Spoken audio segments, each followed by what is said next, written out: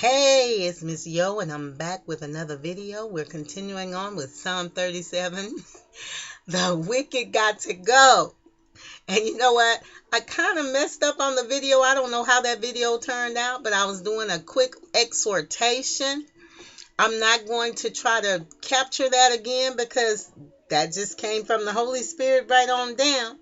So you're going to see one before this one that's a quick exhortation. And I pray that everything is well if you're just listening to this video and haven't listened to the others. And I pray you are blessed in every area of your life. I pray that on all of my videos. And I pray that the Most High will give me what He needs to say to you. And we're going to start at Psalm 37, verse 20. The wicked gots to go.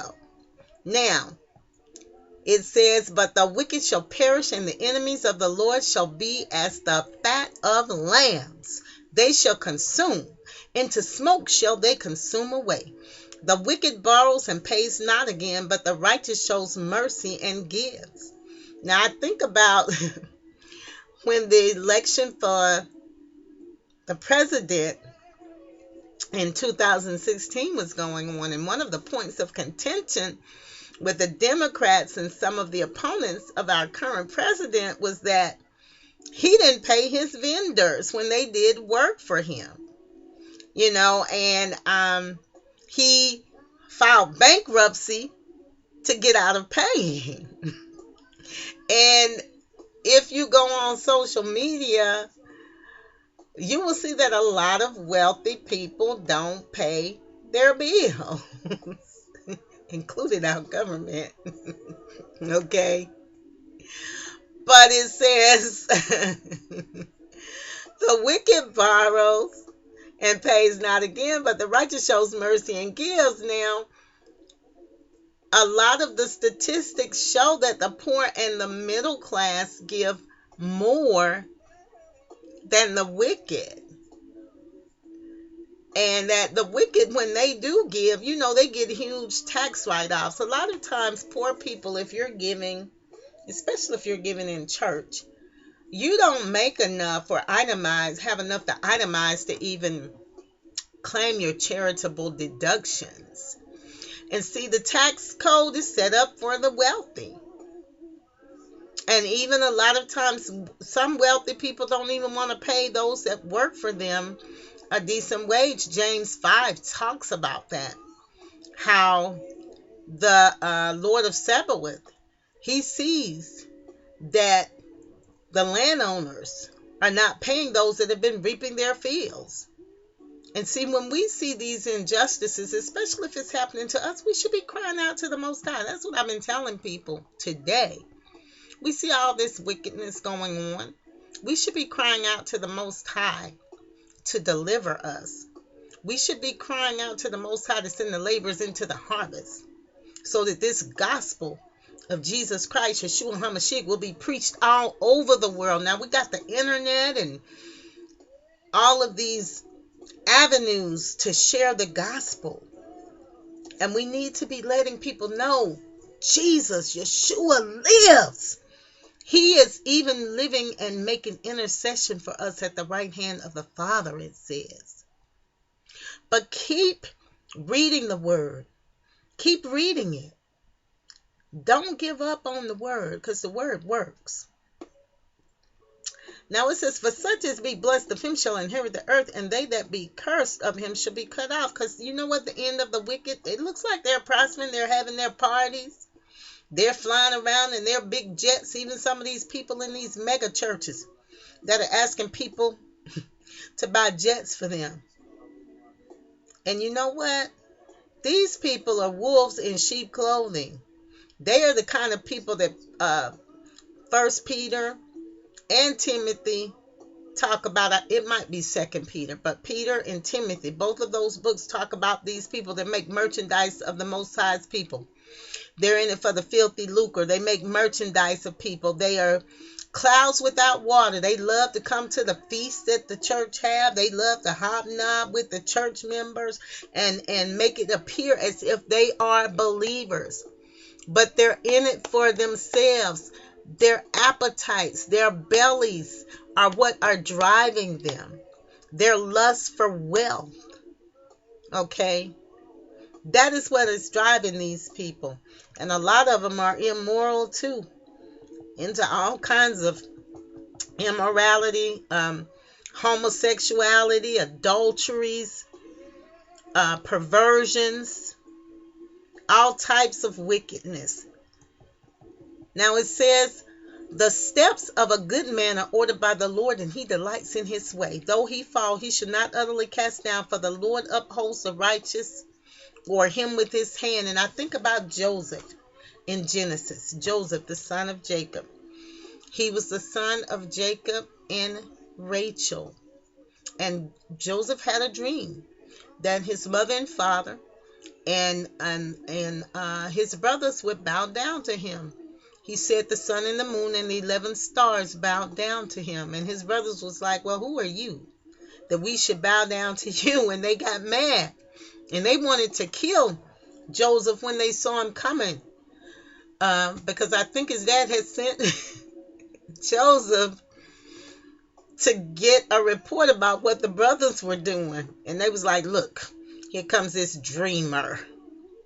And they threw him in the pit. But Reuben, he left and he was going to come back, to try to get him out, because Reuben talked them out of killing him. He was like, well, let's just put him in the pit. And he was going to come back and rescue him. But while Reuben was gone, some Ishmaelites came by in a caravan, and the brothers was like, well, let's sell him to these Ishmaelites. And they sold him. And the Ishmaelites sold him in Egypt to Potiphar. Potiphar was a high official in Egypt. And Potiphar had a wife that had the hots for Joseph, and she kept trying to throw herself on him and sleep with him. And one day she tried to sleep with him, but he wasn't having it. And he ran, and she took his coat of many colors, and she knew he was a Hebrew. And when Potiphar came home, she was like, well, he tried to rape me. And a lot of women do that. They have adulterous affairs, or they sleep with a man, and when the man tries to break up with them, or they're found out for their adulteries, they was like, well, I didn't sleep with him. He raped me, or he forced me to do it. And they caused these men to go to jail. And that's what happened to Joseph. He went to jail, but even in jail, his excellence and his gift made room for him. And he became a leader even in jail or prison. And the butler and the baker from Pharaoh were in prison with him. And Joseph interpreted dreams for him and them. And those dreams came to pass just as he said. And so eventually Joseph was exalted, and he interpreted a dream for Pharaoh. And he also gave the resolution or the solution for when he knew the famine was coming. He said, this is what you should do. And so the Pharaoh made him second in command. So fast forward, there was a famine in the land. And Jacob sent the brothers to Egypt to go buy food. And guess who they run into?